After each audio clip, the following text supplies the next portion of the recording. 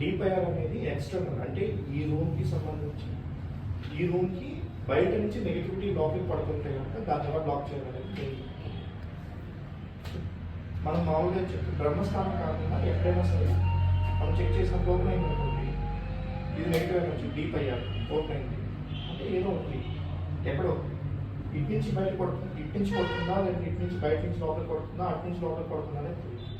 లోపల నెగిటివిటీ కాదు, బయట నుంచి ఈ లోపలికి పడుతుంది. సో ఇలా నడుస్తూ వెళ్తున్నప్పుడు